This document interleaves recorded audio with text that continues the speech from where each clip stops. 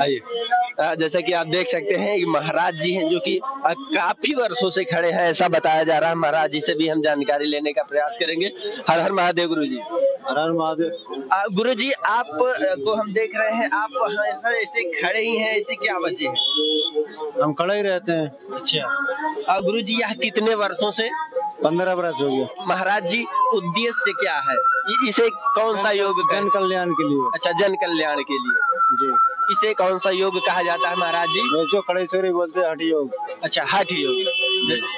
जैसा कि देखा महाराज जी